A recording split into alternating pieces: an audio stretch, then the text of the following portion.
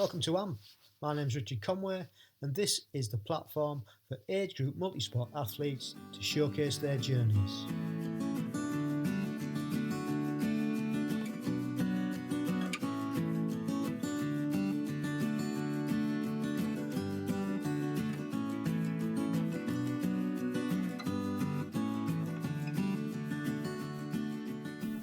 So here we are, episode 23, and this episode's a little bit different because we have two guests, and the first one is strength and conditioning guru Dave Cripps.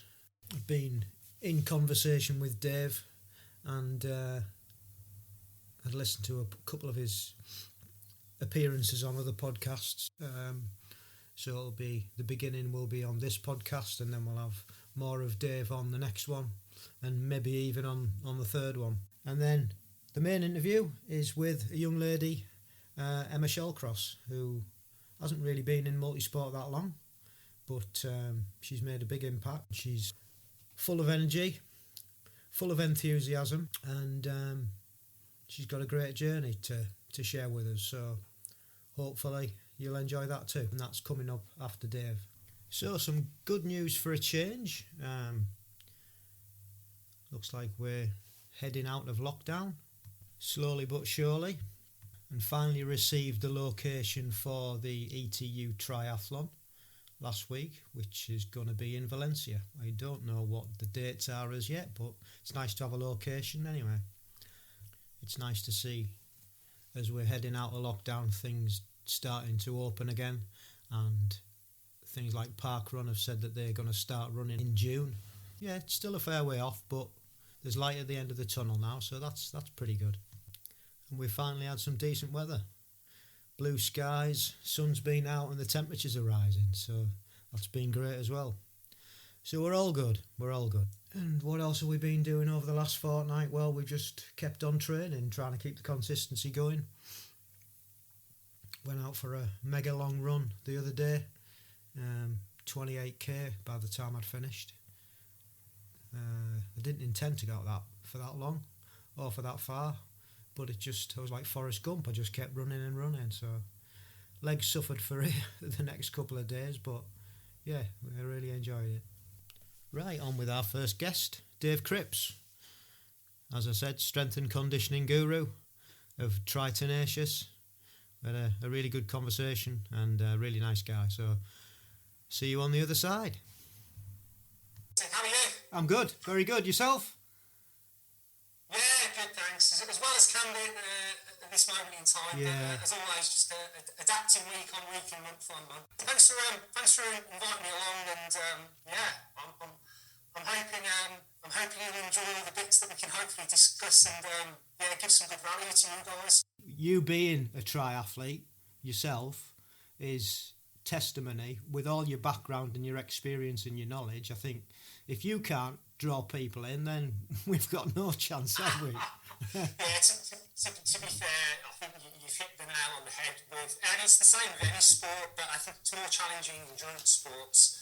You've always got to get them to understand how what you're doing is going to be a benefit, and the worst way you can do that is go too deep or try and get too clever with it. Yeah. Essentially, people will typically do things if they can see it's going to be a benefit to them, but that doesn't usually go too well when it comes from an angle, like you've said in that example, where somebody's almost pointing the finger and blaming people. I think the reason why S&C hasn't permutated particularly well into endurance sport is outside of the very, very top level, like elite world class level, there just hasn't been a filtering through of really good information, but in a way that people can understand. So it's just kind of got lost in this mishmash of uncertainty, which is why people, through no fault of their own, end up doing things that maybe they could do a bit better. But again, that's not their fault. It's just it's the nature of what they've got their hands on and what they can listen to and what they can read. Yeah, so I think the first thing I would say is that I'm not gifted at all genetically in terms of my physical qualities. So I was never particularly fast, but I wasn't particularly slow. I was never the best cross-country runner at school, but I was never the worst. I was kind of just like an in-betweener. So really, a jack of all trades, but not great at and everything, but I love my sport. So like most people did football and everything like that, and it probably wasn't until into my teens that I started to kind of get into distance running. My dad did distance running, and that was really the start of, I suppose, the endurance training background for me. But I think because I knew I was never going to climb to good heights at that, and you know, be a professional athlete or anything like that, you always kind of look, well, how can you be involved in sport in other ways that you can really make a difference? And when I started to go to university and do my sports science degree and then did my master's degree, that gave me time to really understand how I could make that difference and what I was passionate about, but what I was actually good at as well. And that's probably what started me on the journey, I think, into not just strength and conditioning, but an interest in strength and conditioning and endurance sports, because my background, again, in terms of strength and conditioning early on was heavily in professional rugby union. Yeah.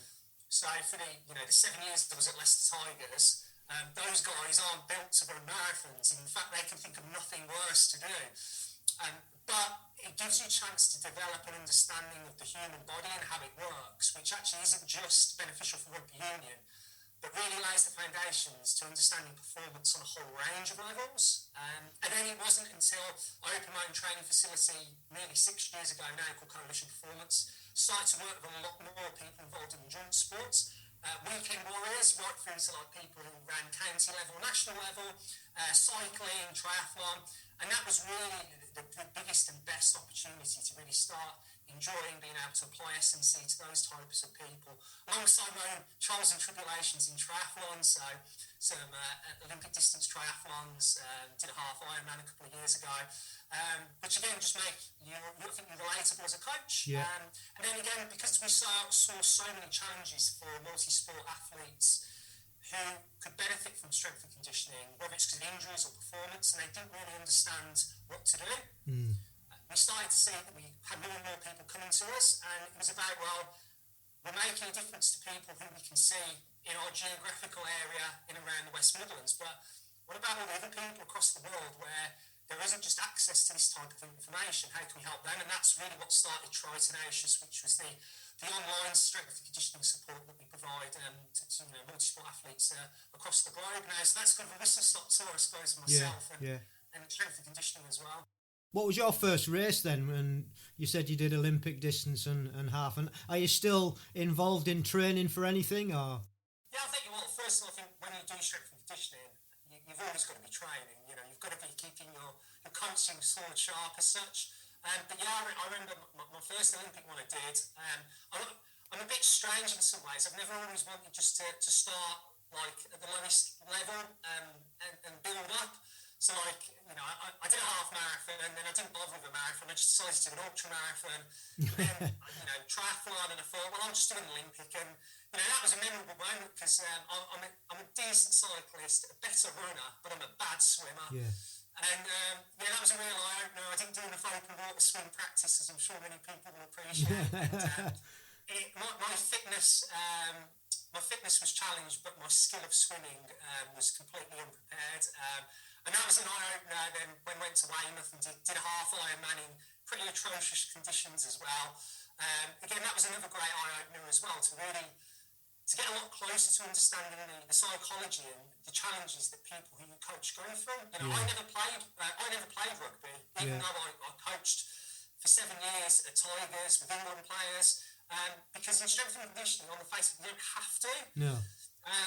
But there's no harm in understanding and putting yourself in the position of the people you work with to understand them better. And I think that's where that's been a huge benefit. But I've continued. My plan this year was to do an Ironman.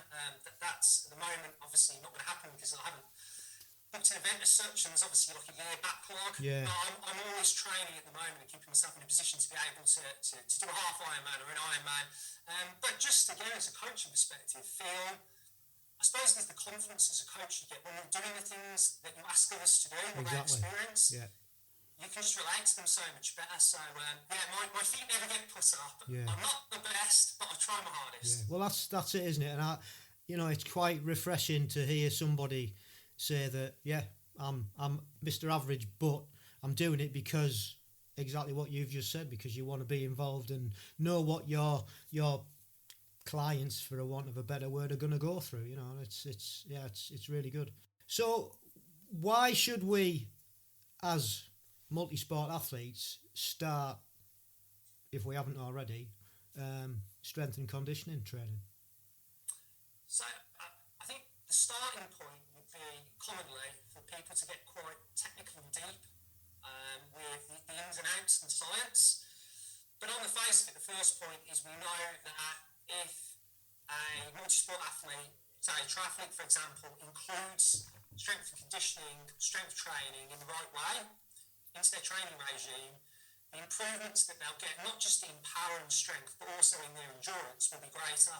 And we know that not just anecdotally from people we work with, but if you look at science in swim, bike, or less so swimming, swimming's an area that hasn't been researched as much, but particularly in cycling and running, if you add strength training into your programme, we know that you're going to get improvements, and those improvements range from not just being able to move quicker for short distances, but we know can last for events that go on for hours, so whether we're talking about half marathons, ultra marathons, velos, whatever it actually is. And essentially the way we describe it is it gives you the ability to be able to perform a certain distance faster.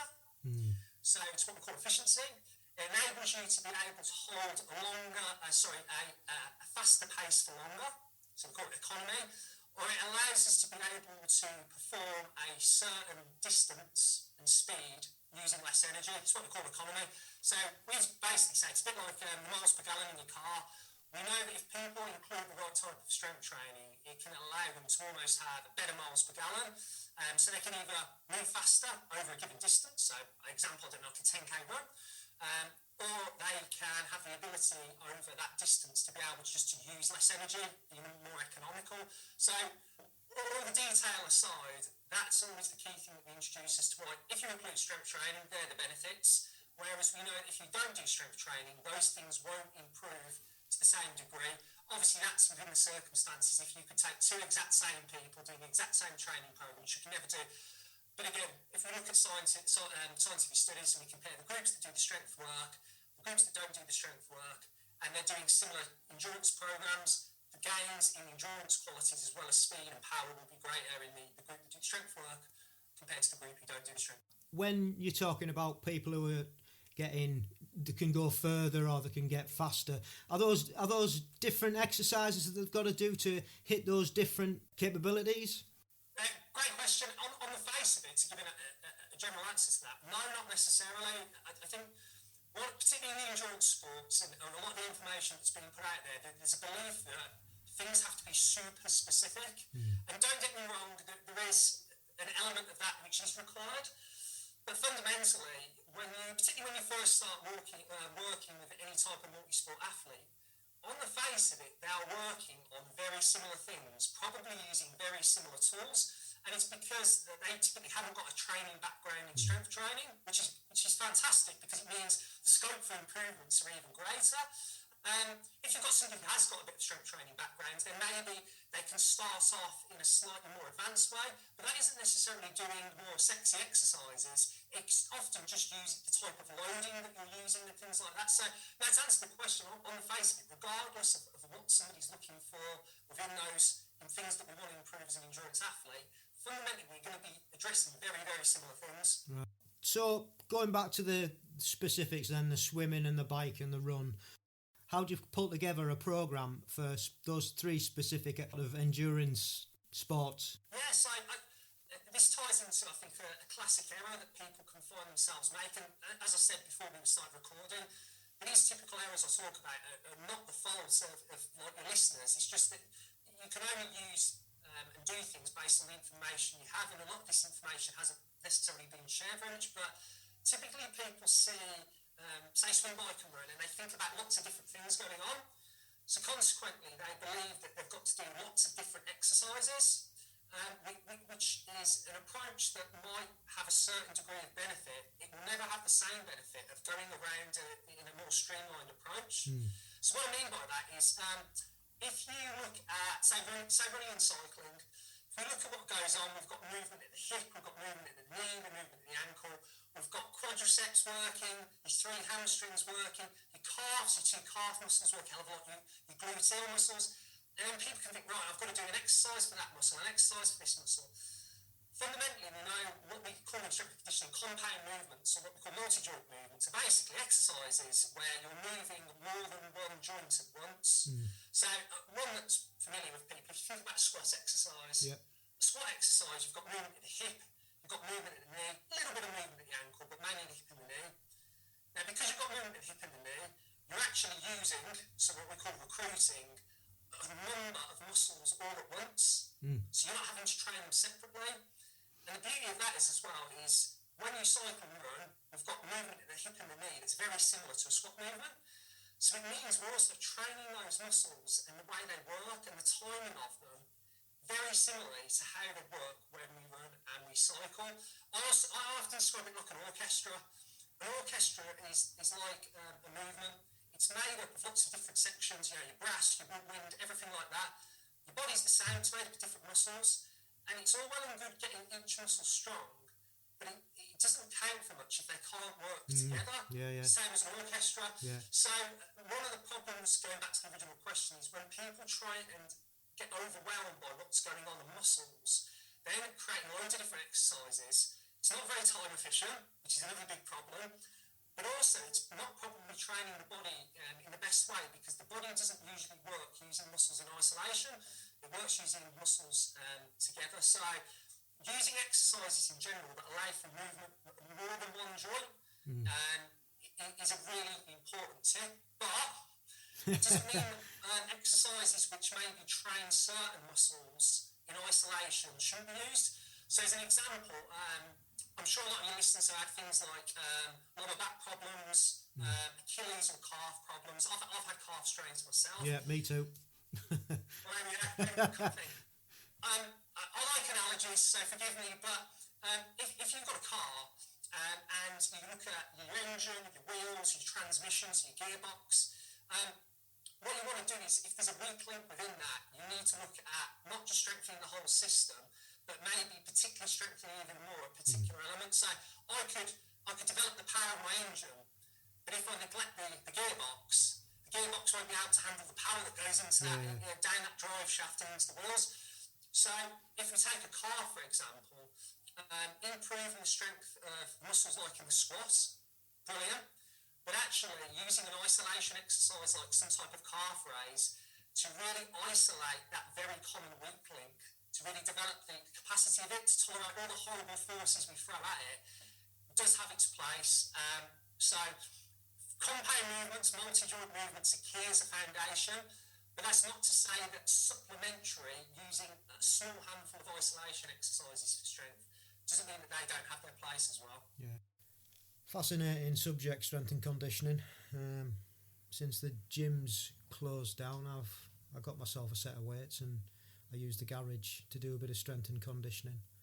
It's something that I've always been into, weight training of one shape or form, but to actually try and specialise the exercises into the swimming and the biking and the running, that's a whole different ball game. So we'll definitely give that a go using Dave's introduction that he's got on his website, which I shall post in the notes at the end. And we'll hear from Dave again in the next podcast. So coming up now is Emma Shallcross, and as I said, she is a really enthusiastic multi-sporter, and she's done really well to qualify for GB in the past, and she's got races coming up for them this year as well. And I hope you enjoy this. See you on the other side. Thank you for agreeing to do this. Welcome along to it. How are you? Yeah, good. I'm excited. How's everything anyway? Before we get into that, how's everything working wise and living wise in COVID? Well, everyone's having really different experiences, aren't they? So some people are obviously stuck in the house, and others, I'm classed as a key worker. Right. So I've been at the manufacturing site like every day since lockdown in April last year. So it's kind of been a really different experience for me in the sense that our production's exploded. So it's been really busy. What is it that you produce?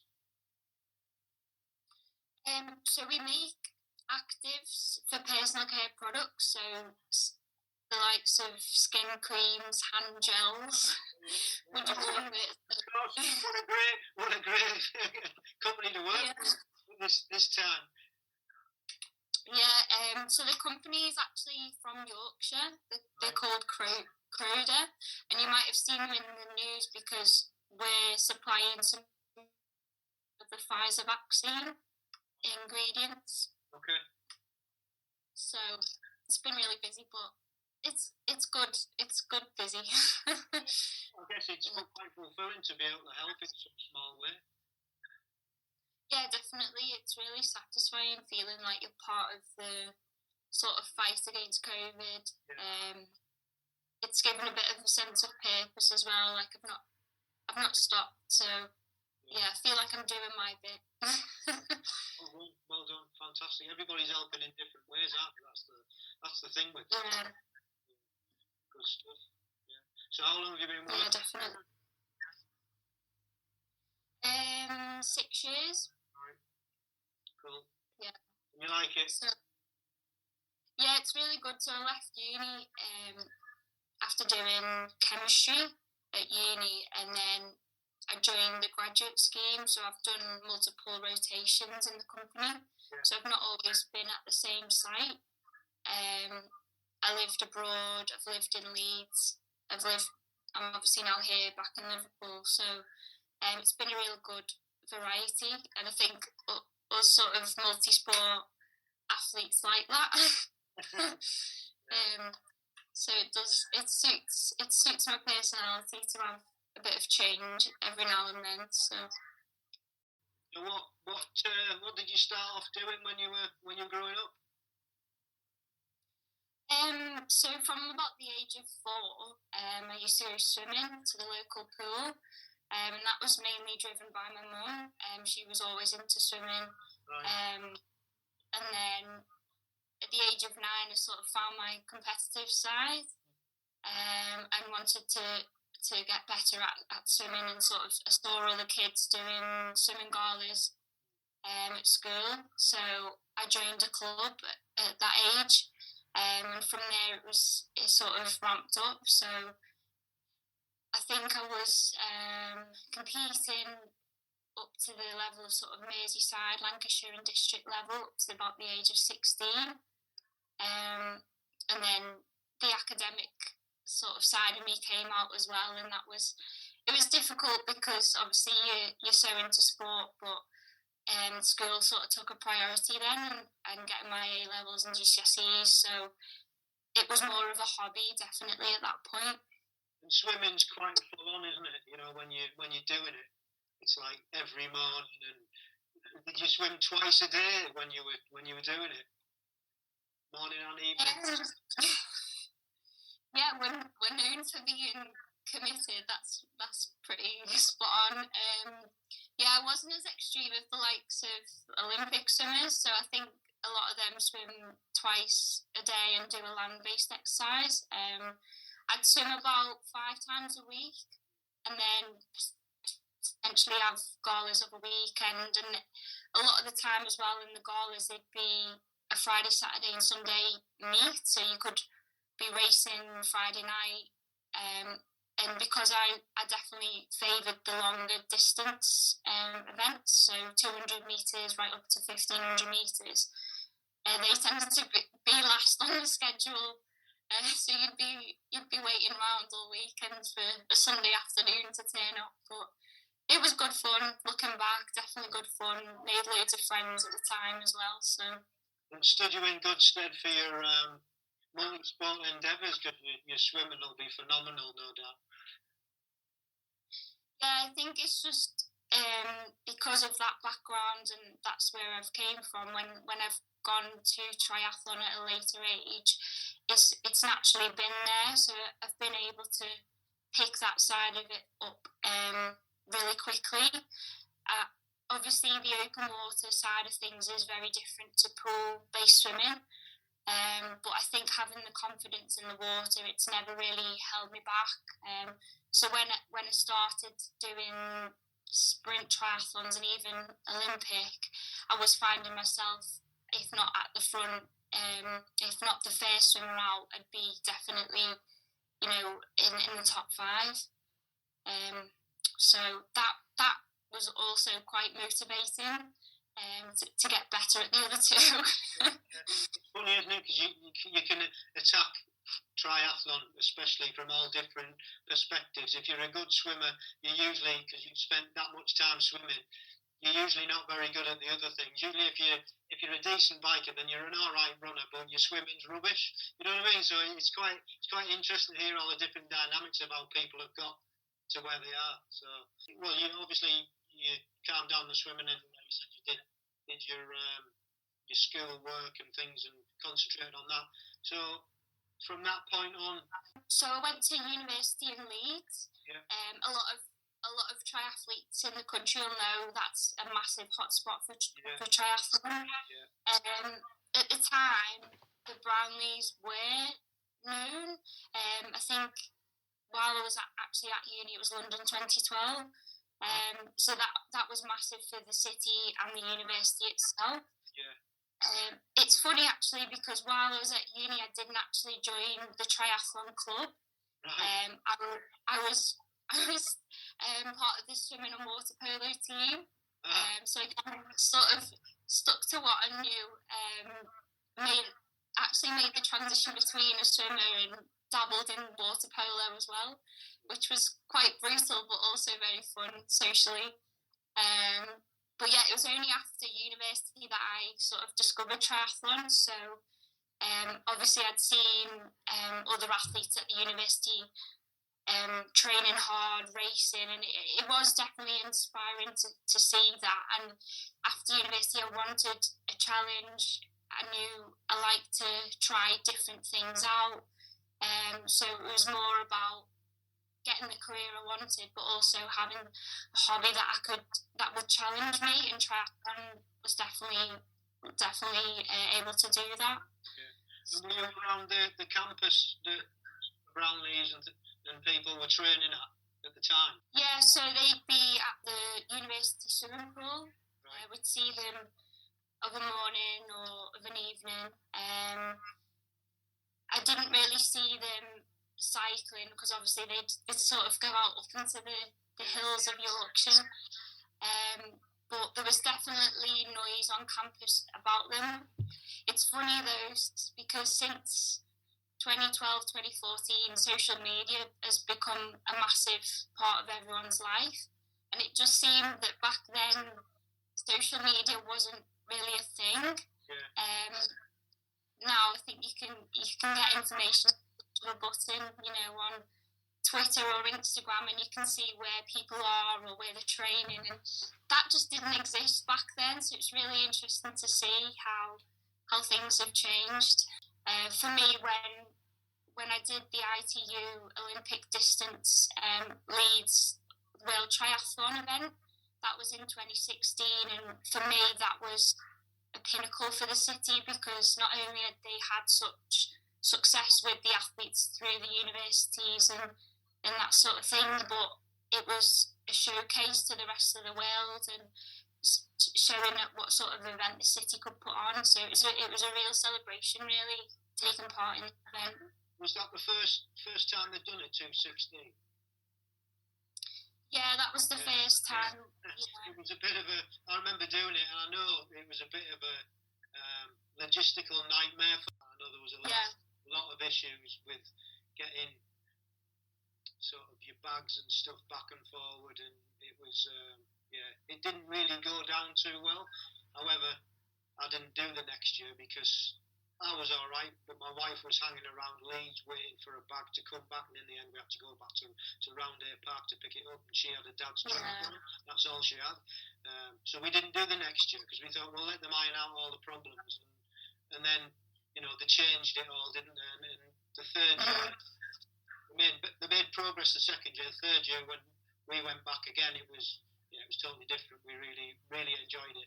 The course is brilliant. fantastic swimming round Air Park, great bike course, and then the run around the city centre. It's got everything. But, you know, like I knew they just have to iron these problems out, don't they? And they seem to have done that. I'm down to do it. Well, I was down to do it last year, obviously. Didn't take place, but I'm down to do it this year again. But we'll have to see on that one. But yeah, I really enjoy that course. I think it's really good.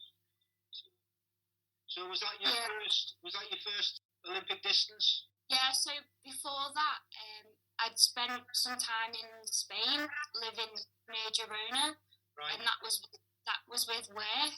And I'd sort of lived the dream of the Spanish lifestyle, swimming in the sea, riding my bike in the mountains and running on the coast or in the trails. So I'd came back to the UK that year and I was a lot fitter, I was a lot stronger, and I felt more confident across the 3 disciplines. So I'd sort of set myself that challenge of, I'm just going to go and do an Olympic, because I'd only ever done sprint at that point. And after doing that, I wanted the GB age group vest even more. Just backtracking a bit though, because you said you'd done water polo and swimming at uni. How long after you'd finished uni that you got into triathlon, and how did that come about? It was pretty much within 6 months. Right. So I'd finished uni. I was still swimming and running, casually. It wasn't really for anything in particular though. And I lived back in Liverpool, and there was a Go Try initiative back then. That was launched by Triathlon England and British Triathlon to sort of reach out to people in communities who'd never tried multisport before. So I went down to the local leisure centre, so Wavertree Lifestyles, which is a 50-metre pool. We're quite lucky to have that here. That's a good place to swim. Yeah, definitely. So that was sort of my first taste of swimming in a pool. They had studio bikes set up on the pool side, and then we'd run out the fire exit around the field. Yeah. And from that point, I was loving it. I just wanted to do a proper event, an organised official event, and that's sort of when I moved to Spain with work that I was on the hunt then, and I didn't have to look far. The Spanish, as you probably know, love triathlon. Yeah. I was doing one a month, really. Really? Yeah. Fantastic. And I bet it was fantastic weather to do them in as well. So did you take a bike and everything over there with you, or? Of course. Yeah. Be a sin not to, I think. I was out there with all the kit. Yeah, cool. Excellent. What an adventure. Yeah, brilliant. So you came back to Blighty, back to Liverpool? I did, yeah. How did it go from there then? You got back, obviously work took priority, getting back to that, and then you found your feet into the multisport again? Yeah, so I came back, and having done the Leeds ITU race, it just gave me more focus and sort of seeking out how I actually qualify for the GB age group team. So obviously I'd gone on the website, I'd seen other people at sort of those races and asked how you do it, and from that point I identified for the year after, because obviously it's sort of you qualify a year ahead. I was sort of planning which events would suit me based on location and also the time of the year. So I gave Southport Triathlon a go, which is obviously down the road for us. On your door? Definitely. Did you come out of the swim with a big black muffly face? Yeah. I remember because a couple of my teammates, they went down there to qualify. I'm not sure which year it was. And I remember that one of the pictures of one of the girls, and she come out and she had this big black moustache of a face going on. And I'm like, what were you swimming in, for God's sake? Yeah, it was exactly that. I think it was the quicker you could get out, the better. Yeah, she said it wasn't great. Yeah, I mean, being a swimmer, that's another advantage. yeah, you weren't in there that long, were you? Let's face it. Yeah, it's another sort of hurdle that probably would put people off, definitely. But for me, it was, well, the quicker I kick and move my arms, the quicker I can get out of this mud bath. So what qualification was that for? What were you trying to qualify for? So that was actually trying to just get a time for a aquathlon. Right. Oh, okay, yeah. Yeah, so it was a Southport sprint triathlon. I'm not sure if the listeners are aware, but when you're trying to qualify for a aquathlon, because there aren't that actual many organised events, you can often submit a time for your swimming and your run, within a certain percentage of the winner. And based on those times, because my swimming was obviously there, it was more or less about my run, whether that was strong enough. I was able to qualify for Ibiza in 2018, so that was the Europeans. Yeah. And then I also qualified for the Worlds in Pontevedra in 2019, so it was a really beneficial event actually to do. double whammy. I was going to ask you about that because in your email you'd mentioned about you'd qualified, and I hadn't even thought about you. I thought you'd qualified for triathlon. I'm thinking, well, how has she done that? But obviously, aquathon, completely makes sense now. yeah. So I think again, it was trying to play to my strengths. Yeah. So even though my run definitely isn't really up there with the front girls, I was able to meet the cut-off, meet the percentage, so I knew because of how strong my swim is and can be, it sort of balances it out. And using your strengths, your swim, that's so important in multisport, using those strengths to counterbalance the things that you aren't so good at. And that's the great thing about doing a two-sport event or a three-sport event, isn't it? Because there's always going to be one weak part, or maybe two sometimes. But if you've got a strong event, then you go for that, don't you? I'm the same with duathlon. I'm a lot stronger doing a duathlon than I am a triathlon, because my swimming's rubbish. But so yeah, brilliant. It's great, but it's great advice, isn't it, to anybody want to get in anything, whether it's aquathon, aquabike, duathlon, triathlon. Work to your strengths and use those to get qualified. So it's worth bringing up and mentioning it. So thank you for that, and thank you for explaining the aquathon part as well, because we haven't. I think Yanni's the only other aquathon athlete that we've had on. I think. Right, brilliant. I think everybody else has been a duathlon or a triathlete. So you qualified for Ibiza and Pontevedra. So what happened next? Well, it was all systems go then to get my run as fast as I could. And how did you do that? Well, I joined this fantastic run club in Liverpool called Dockside Runners. Right. It's actually a volunteer run. So all the pacers that are part of the club volunteer their time every week, every Tuesday and Sunday. I stumbled across it from a friend who I knew in the city. And literally as soon as I went one evening, I just naturally got the bug. They're so passionate. The people have just got so much energy. They love what they do, and it just is infectious because week on week the groups would grow. So I think when I joined early 2018, I think we had about 40 people turning up on a Tuesday night. By the end of the year, it was 100 week in, week out. It's absolutely brilliant, and it's gone from strength to strength over the years, really. Yeah. So it's just fantastic for the community as well. So it's not always just about how quick you are. There's different groups, so we've got people who've never run before who sort of starting out doing couch to 5k,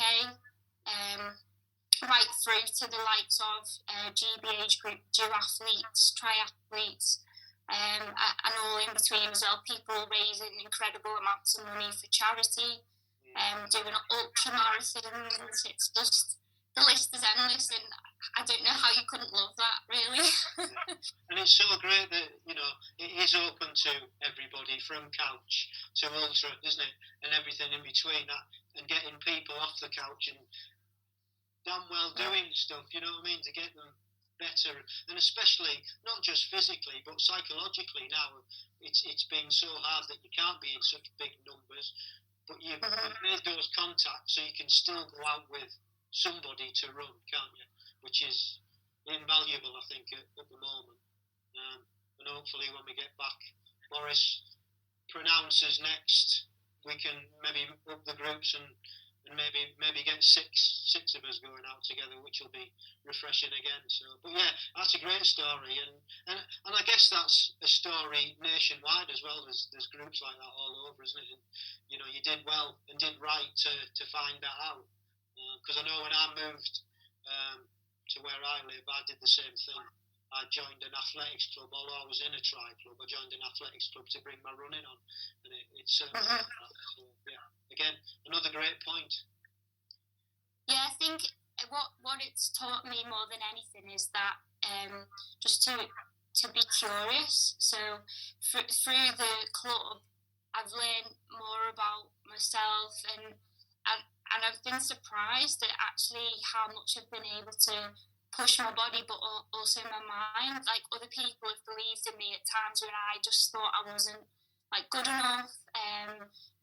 The club, especially last year in 2020, obviously everyone's had really different experiences, and we've got people of all ages in different sort of vulnerability categories, or you know, some people who are more healthy and safe, and to try and keep that community feel virtually is really, really difficult.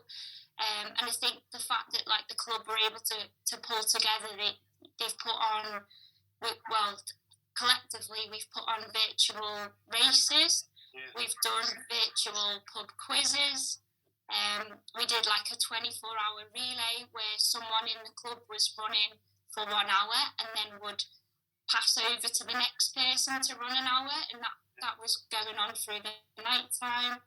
And it's just absolutely fantastic, some of the ideas and the creativeness of different members as well. So it's been brilliant to see, really, and I think everyone's pretty grateful for the efforts of the pacers, but also all the volunteers that have got involved. So fantastic, yeah. So how did Ibiza go for you then in 2000, back to 2018? I just loved it. I'm from Liverpool, so we love a party. Yeah, I mean, to be fair, there wasn't much partying going on, as you can imagine, because I was very much in competitive mode. But for me, it was all about the experience. You know, the first time of pulling on that GB suit is just, you can't explain it. It's, you know, you've had your own story to get to that point anyway. To actually toe the line is just, yeah, it's such a sort of like brilliant moment. The actual race itself was quite tough. So they took us out on this Captain Birdseye's ferry that was like playing random tunes at the time. It was really choppy on the water. Everyone was just kind of looking at each other thinking, are we going to make it? And I just remember having to watch people jump off the front of the ferry into the water to sort of line up between the buoys, thinking, is this really happening? Have you experienced anything like that before? No, never. Have you done a sea swim before? I've swam in open water. I'd swam in Spain when I lived there, but it was all off land. You know, you were sort of already going off land, doing a loop and coming back in. But this was a very new experience. Starting in the middle of the ocean, like the sea, having to swim. So was it a straight swim? Was it a straight swim back to the shore then?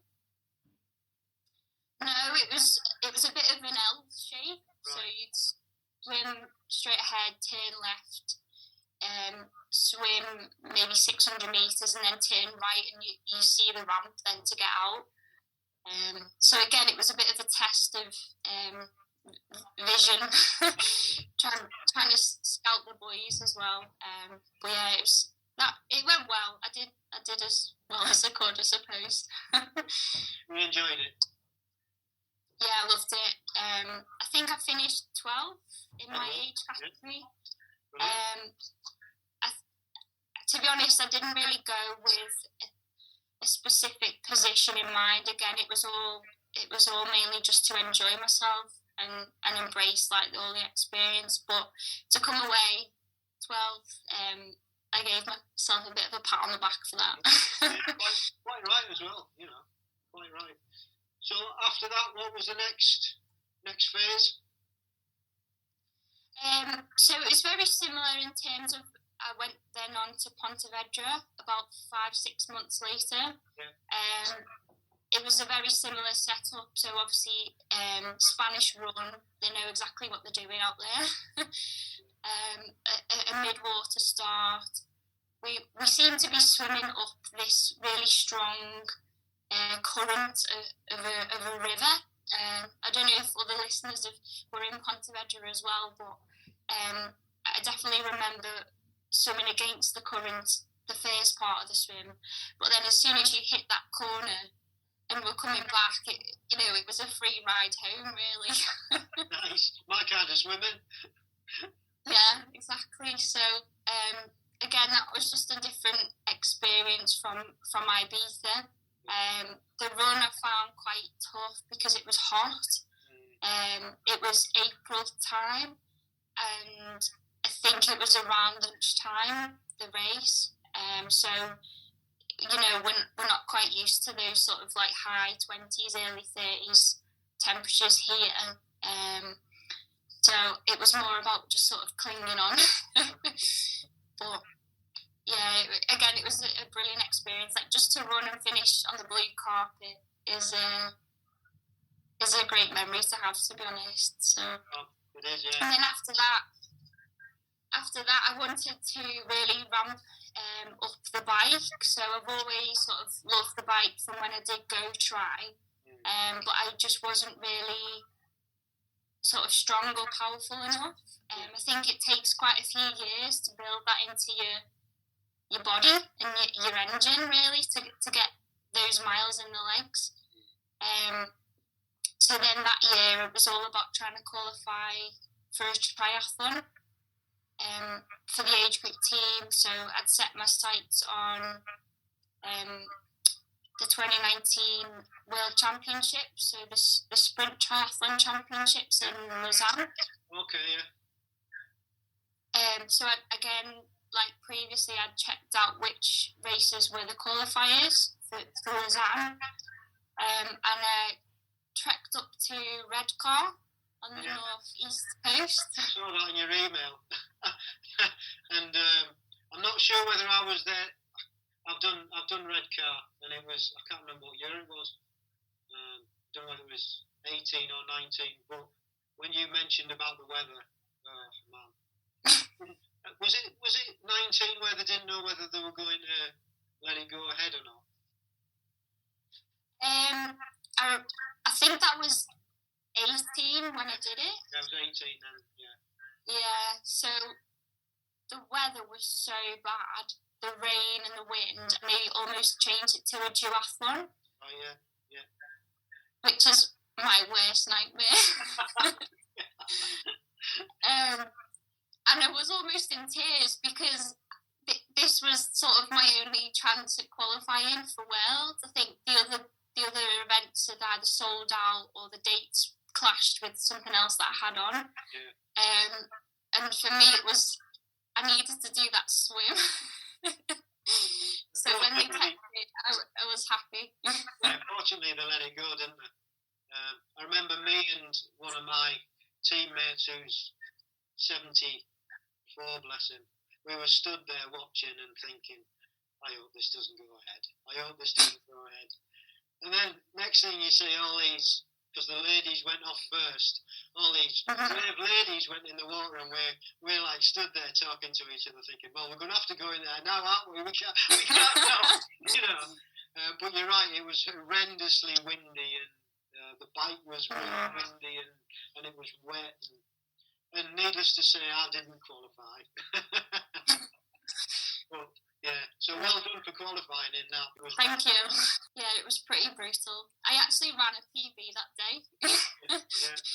So I think it was more out of desperation just to finish. Because it was a really twisty run as well, wasn't it? It was a bit, you couldn't get any sort of momentum going. You were like, stopping and starting all the time.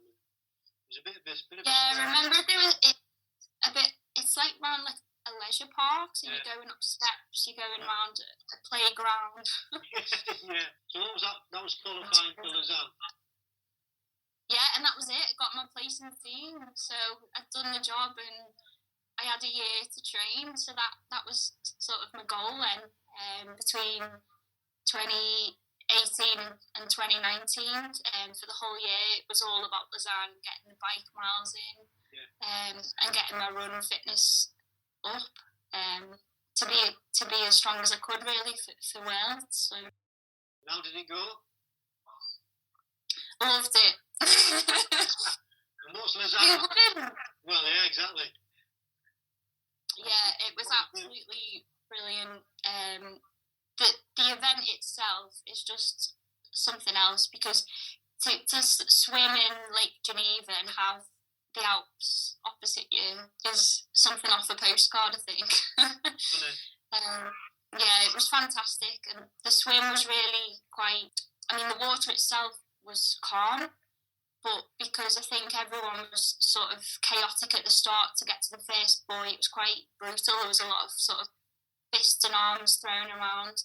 I think I came out in the top 20 from what I remember, so I was pretty happy with that, based on we've now had to step up to sort of world level from aquathlon to the triathlon. So the bike was fun.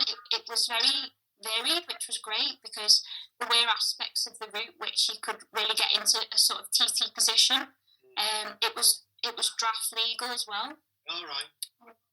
Which was good. So I managed to get into a group of 6 girls, and we sort of rotated round a bit like a chain gang, up until the point where we'd get to the huge hill. I'm not sure if anyone's mentioned that before, but that sort of separated out the strong climbers from the weaker ones, and that really did then break the race up, because all of a sudden you weren't in a pack of 6 anymore. You'd find yourself in maybe a group of 4, or then you'd be off the front and maybe latch onto someone else who'd drop back further ahead. So it was chopping and changing all the time. I think it was 2 full laps from what I remember, which for me again, it was a great experience. And I come off the bike, I think it was the second fastest time I've ridden 20k on the bike in race format, so again I couldn't really ask for more from that really. But then I got to the run, kind of went downhill from there, but I'm not going to beat myself up too much about that. So. But it's all these things are learning, aren't they? And you just develop it as you're going now, and that's the beauty of it. You've got a long way ahead of you, so. You've got to take all these things and learn from them, and grow and develop and get better. That's it. That's the point, isn't it? And have fun along the way. That's the, as I say at the end of every program, just enjoy the process. That's really good. Yeah, definitely. I think the last sort of kilometre of the run, I'd sort of forgotten all about my time and my pace and where I was. Like I wasn't stressed. I didn't put any sort of pressure, and I just took a minute to look around and thought, wow, like how have I got here? And I was just buzzing to run along that blue carpet. I looked up, and my mum and dad were in the crowd as well, so they'd seen me finish and cross the line, and it was one big party really. Really. It's great, isn't it, when you can take, you just said you took your mum and dad, and that, when you can take people with you who can also enjoy and relate to your stories and enjoy the experience with you. It's just fantastic. We were in Romania and we took my 2 sons and their girlfriends and my wife, and we all went as a family, and it was just like, yeah, there's a race going on and whatever, but the whole experience and them being there was just, it's memories that you'll never forget, and they'll never forget. Obviously, we're looking to qualify again this year, and so we look where we want to qualify if we want to go on holiday there, and we now say to the kids, do you fancy a trip over there? Won't your dad race? Oh yeah, we'll come. It's just fab. It's it's a thing that when your kids have gone off and they've got their own lives, it's a thing that if something keeps them together and you can go back on holiday together, it's all the better for it. So it's another reason to do it, or another excuse to do it anyway. Yeah, definitely. I mean, having now sort of left uni, working, sort of got myself, sorted a bit of money and things like that. It's all about travelling, and obviously with COVID, it was just real kicking the teeth, because I think there was big plans to sort of travel and race around different parts of Europe and explore the world a bit, but that's sort of on hold for now. But I think my mum and dad are just happy that they came to watch, because that was the last time they went abroad. Yeah.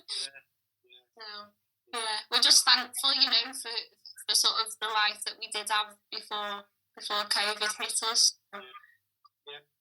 We've just got to think positive and try and look forward to getting back there in hopefully the not too distant future, and we'll all get back to some form of normality and be able to go and do it all again. So that's all we can do, isn't it? And just believe that's going to happen. And yeah, definitely. Have you got anything planned for 2021? Any races planned for 2021 coming up? Yeah, so I've tapped into Merseyside now. So they're a triathlon squad in Liverpool. Right. They're affiliated, so it's a lot more sort of focused on the triathlon aspect itself, rather than the dockside runners. Is definitely purely community running. So I've been joining the Zwift group sessions there with Merseyside. I joined in with the cross country before COVID last year, and then this year it's been definitely more into working with them as a coaching setup. So they are sharing with their team members weekly training programs. So I'll be doing, as I mentioned, Zwift sessions. We get running sessions that we can do either alone or someone else that we can meet up with. So that's sort of been like the winter regime, and that's bringing me up to today. So that going into this year, the plan is Ironman 70.3 in Stafford. Right, so you're moving up the distance. Yeah, I'm cranking it up a bit. So that was the plan for last year. Right. Obviously, it got postponed to this year, so give it another crack this year. And then we've got also European Standard Champ, so that should have been in Tartu last year. Right. And I think it was announced yesterday that it's going to be in Valencia at some point this year. Back end of the year after the Olympics, they said, didn't they? Yeah, fingers crossed, yeah. So that's sort of the plan for this year, really. Getting the miles in the bank. It's good to have something to look forward to, though, isn't it? Oh, 100%. 100%. It makes all the difference. When we first went into lockdown last year, I think a lot of us just felt, a bit lost and a bit confused. What does this mean? When can we get back to normality? And I'd kind of told myself, well, actually, I've decided in 2020 that I wanted to do a half Ironman. So I didn't really give up and decided to do it at home. So it just makes all the difference having that goal or the target or the set date that you're going to do something, because you're held accountable then, whether it's just to yourself or your coach. So yeah, and I agree. I think if you've got that mindset and you need a goal to aim for. There's nothing wrong with setting your own goals, and whether you tell people or you don't.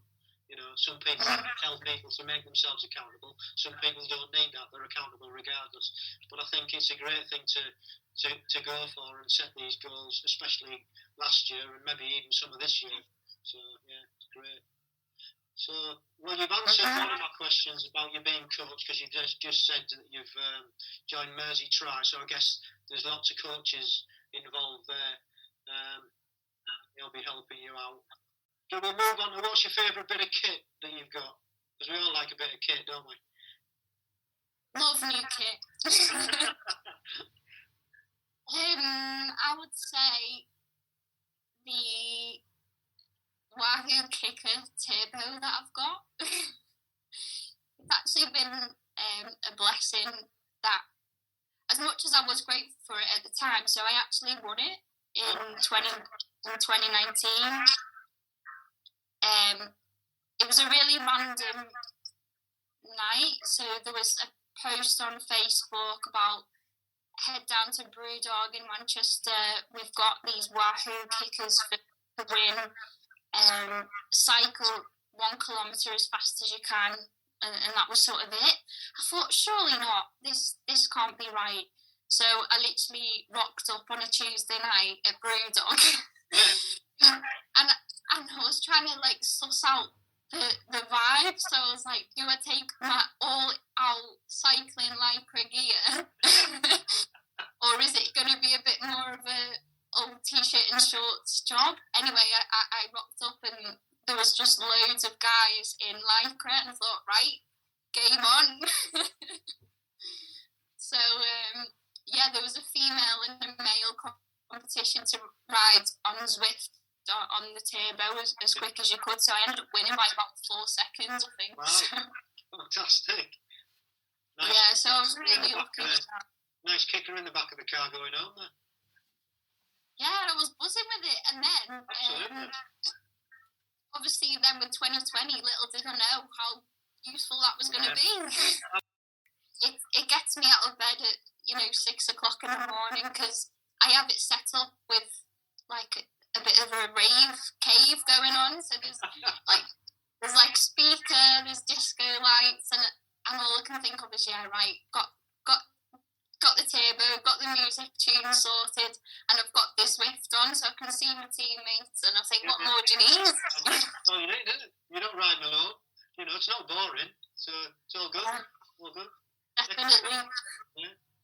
So, short-term and long-term goals. You've said, obviously, you want to do a half. I guess that's your goal and your short-term goal.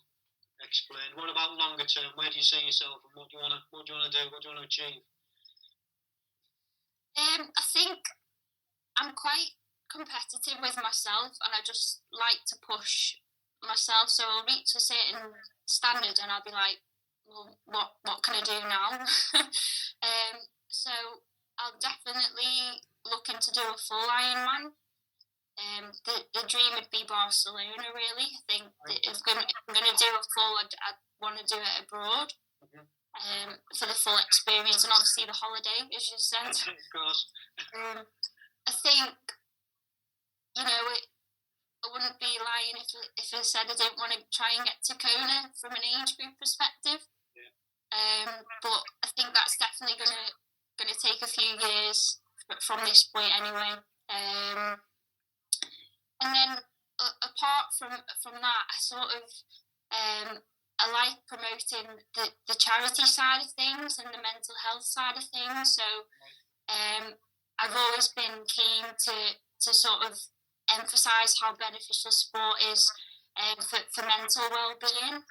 So within not just Dockside, but sort of in the swimming community at Mersey Tri, have really sort to try and represent how it can help us with daily stresses. Yeah.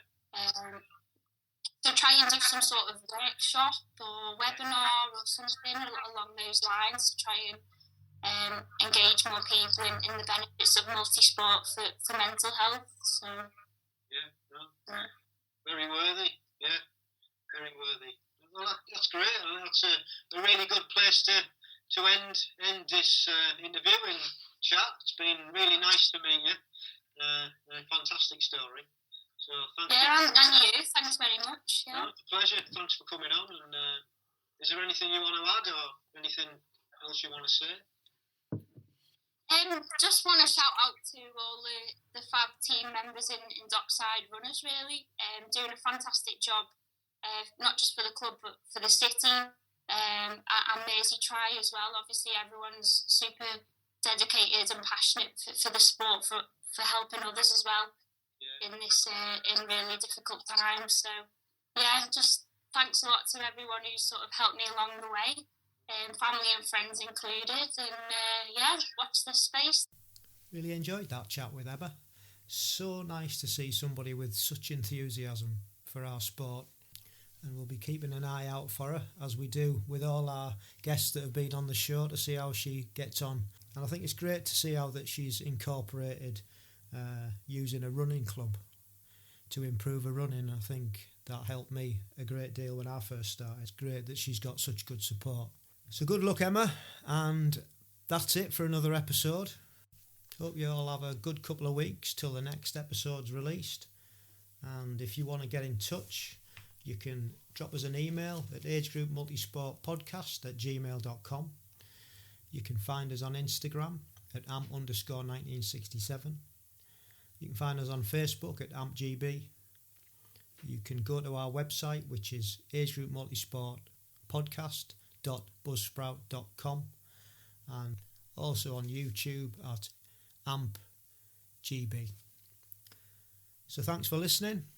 Appreciate it. If you've liked what you've heard, please subscribe and leave us a comment over on Apple Podcast, and that really helps us spread the word out to more multi-sporters. And don't forget, stay safe, keep training, and love the process.